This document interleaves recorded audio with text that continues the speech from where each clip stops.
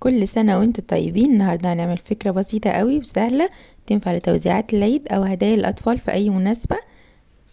ما تنسوش مش عامل سبسكرايب للقناة يعملوا لايك وشير الفيديو وفعلوا الجرس عشان يوصلكوا كل الفيديوهات الجديدة. هنحتاج ورقة مربعة وهنقسمها نصين بالشكل ده، وهنحدد النص كده ونبدأ نتني الورق زي ما بوريكم كده. دي اول واحدة من قدام وتاني واحدة من ورا.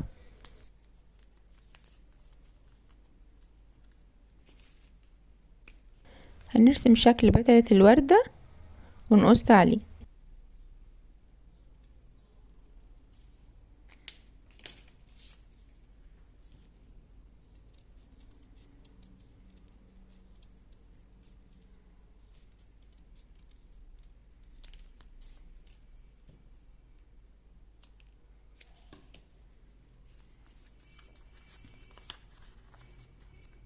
هنقص واحدة كده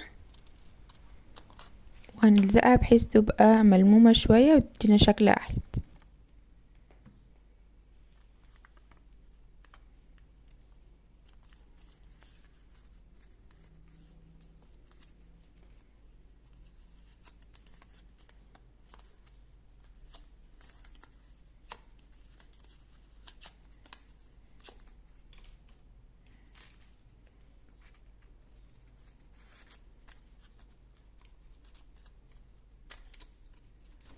اهو شفتوا مفيش ابسط ولا اسهل من كده.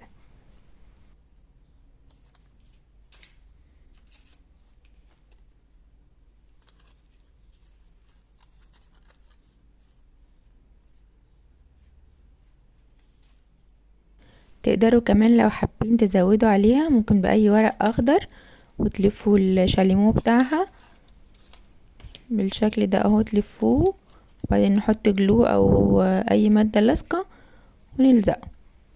وممكن تعملوا لها ورق كمان زي ورق الورد يبقى بالشكل ده.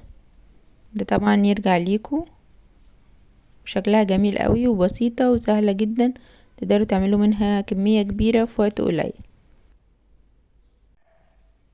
يا رب تكون الفكرة عجبتكم وتقدروا تنفذوها بسهولة، وكل سنة وانتم طيبين. متنسوش تشوفوا باقي افكار التوزيعات الموجودة على القناة، مش عارفة انهي هينزل قبل انهي. كل سنة وانتم طيبين، وما تنسوش بقى اللي مش عامل سبسكرايب للقناة يعمل ولايك وشير الفيديو وفعلوا الجرس عشان يوصلكوا كل الفيديوهات الجديدة. طبعا مستنية رأيكم في الفيديو او اي طلبات انتم محتاجينها في التعليقات تحت الفيديو. استنوني فيديوهات تانية على خير بإذن الله.